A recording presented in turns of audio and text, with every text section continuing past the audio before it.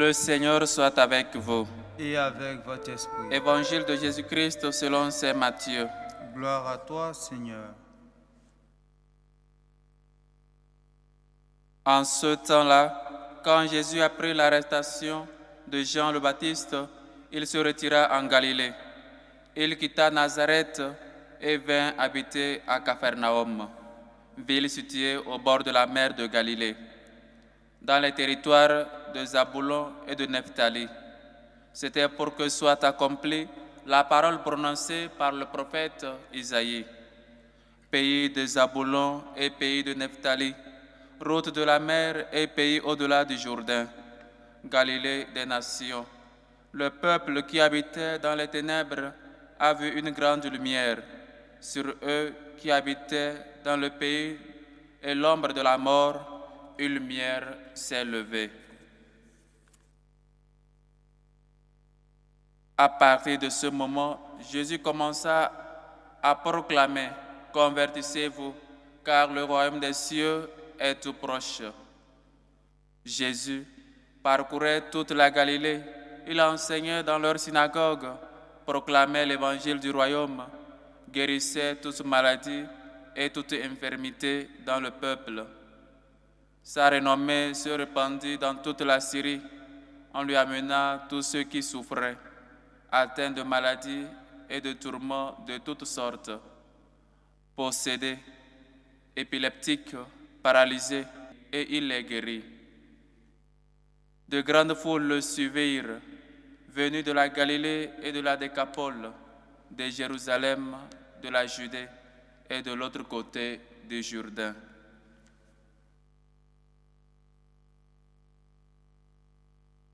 Acclamons la parole de Dieu. Louange à toi, Seigneur Jésus. Chers frères et sœurs, comme je le disais au début, après l'épiphanie du Seigneur, après la manifestation de Dieu à tout le peuple, à nous sommes encore venus l'adorer parce que nous avons vu son étoile lever, nous avons vu sa gloire se lever. Et donc, nous sommes venus encore une fois, tous les jours de notre vie, pour lui rendre grâce. Mais j'aimerais, avant cette méditation, avant de parler un peu de l'Évangile, nous faire revenir sur la première lettre de Saint Jean, parce que Saint Jean, comme l'apôtre, comme évangéliste, il sait bien décrire les choses. Les évangélistes sont des gens qui ont écrit des belles choses pour que nous arrivions à la foi, pour que nous arrivions à connaître vraiment le Fils de Dieu. Mais Saint Jean a quelque chose de très particulier parce qu'il est précis et concret. Et donc il dit ceci, bien-aimés, quoi que nous demandions à Dieu, nous le recevrons de lui, parce que nous gardons ses commandements et que nous faisons ce qui est agréable à ses yeux. Bien-aimés, ce que nous demandons à Dieu, nous le recevrons. Parfois, il nous manque cette confiance, il nous manque cette conviction que ce que nous demandons au Seigneur, il nous le donnera. Parce que quel père ne donnera pas un pain à son fils? Et donc Dieu lui-même nous dit, vous qui êtes mauvais, nous qui sommes mauvais, si vous savez donner de bonnes choses à vos enfants, combien de fois le Père célestial ne donnera pas l'Esprit Saint à vous qui le demandez? Combien de fois le Seigneur ne donne pas de bonnes choses à nous qui sommes ses enfants? Quel père ne donne pas à ses enfants de bonnes choses? Quel père, si l'enfant lui demande un poisson, lui donne un caillou? Quel père, quand l'enfant lui demande quelque chose, il lui donnera un serpent? Nous, vous qui êtes mauvais, si vous savez donner de bonnes choses à vos enfants, combien le Père célestial donne l'Esprit Saint à ceux qui le demandent? Et donc, nous voyons comment Saint Jean nous dit, si nous gardons les commandements de Dieu, tout ce que nous demandons nous sera donné. Parfois, nous ne gardons pas les commandements de Dieu, chers frères et sœurs. Voilà pourquoi, parfois, nous ne recevons pas ce que nous demandons. Nous demandons les choses à la légère. Nous demandons des choses pas avec une confiance. On les demande avec une légèreté. On ne pense pas que Dieu peut faire ce miracle-là dans notre vie. On demande, mais on hésite. Comme ces aveugles disaient, Seigneur, aide-nous si tu peux. Parfois, on met Jésus à l'épreuve, si tu peux, aide-nous. Jésus peut, mais on a foi qu'il peut. On croit vraiment que lui qui est sauveur, qui est la lumière venue du levant, vraiment, nous allons avoir ce que nous avons demandé. Combien de fois nous demandons sans que nous ayons confiance, sans que nous posons notre confiance dans le Seigneur. Nous hésitons, chers frères et sœurs. Si vous gardez les commandements de Dieu, là vient le problème. On ne garde pas les commandements de Dieu. On oublie facilement ces commandements. On ne sait plus qu'est-ce qui est bon, les commandements de Dieu. Dieu nous laisse ses commandements. Chaque père dans une maison met des règles. Dieu aussi a des commandements. Et donc les commandements ne sont pas, c'est peut-être ces prisons, ce n'est pas une prison. Mais si dans une société, il faut des règles, il faut des lois pour le bien-être de tous. Nous qui sommes fils de Dieu, Dieu a des commandements, Dieu a des droits, que nous avons des devoirs et nous devons des choses à Dieu, nous devons l'obéir.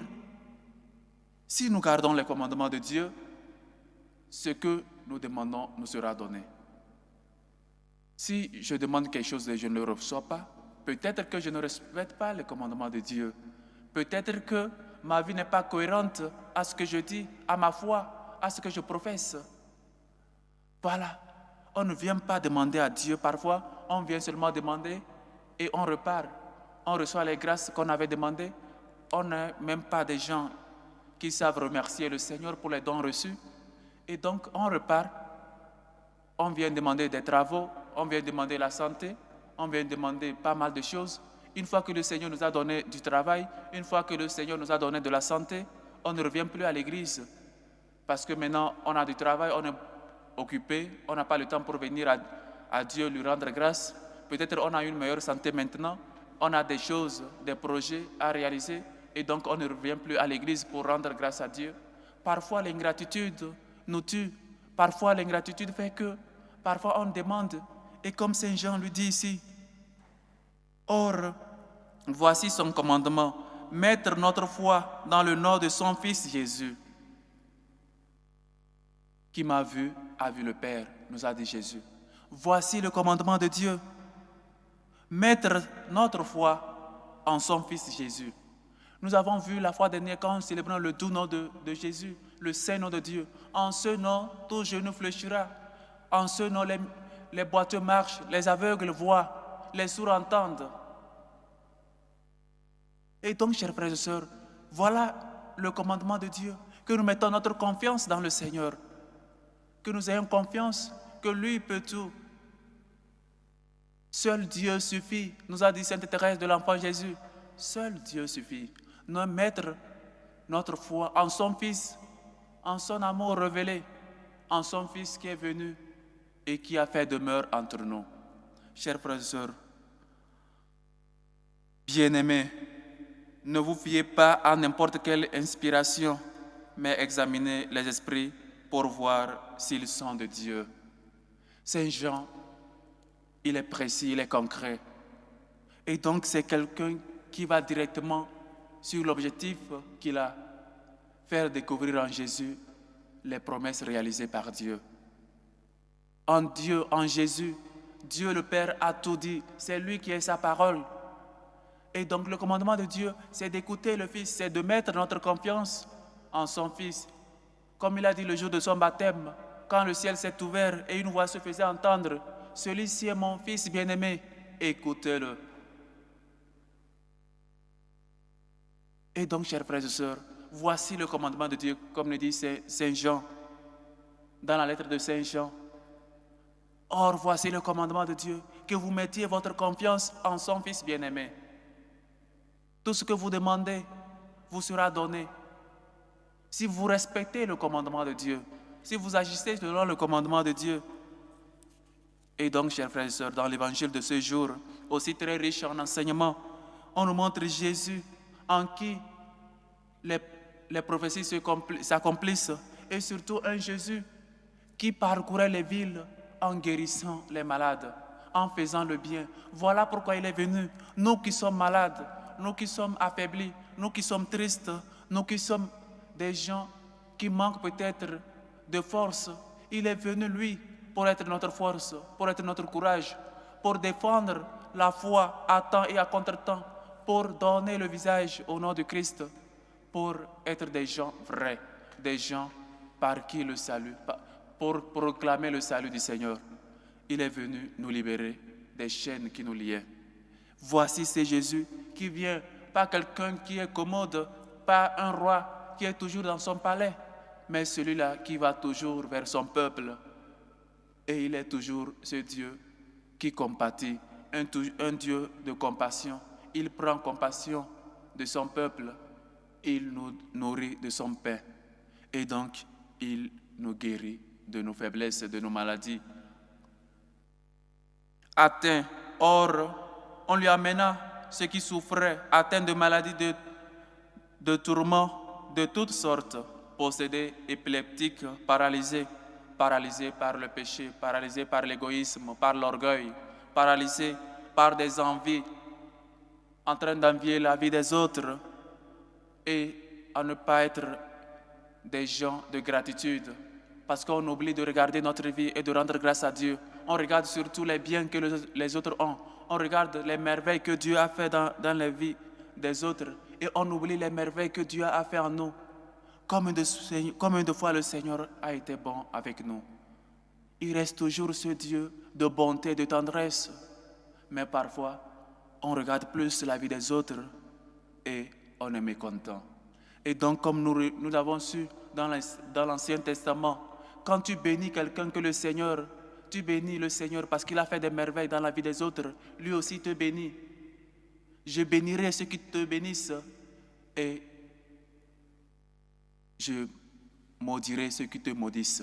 Voilà, c'est pourquoi il faut toujours bénir le Seigneur pour la vie des autres et lui va te bénir en retour. Mais parfois, on préfère rester envieux, orgueilleux, rancunier que de libérer notre cœur, de rendre grâce à Dieu pour les merveilles qu'il fait dans la vie des autres. Chers frères et sœurs, mettons notre confiance en son Fils bien-aimé Jésus-Christ. Voici le commandement de Dieu, nous dit Saint Jean. Si nous mettons notre confiance dans le Seigneur, si nous respectons les commandements de Dieu, Dieu écoutera et exaucera nos prières. Que le Seigneur nous aide à mettre sa confiance en son Fils bien-aimé et surtout à prier avec confiance parce que lui, il écoute toujours. Il fait toujours une oreille attentive à nos supplications. Mettons en lui notre confiance parce que lui, il ne nous déçoit jamais. Que le Seigneur nous aide et que sa miséricorde nous réconforte. Loué soit Jésus-Christ. À jamais.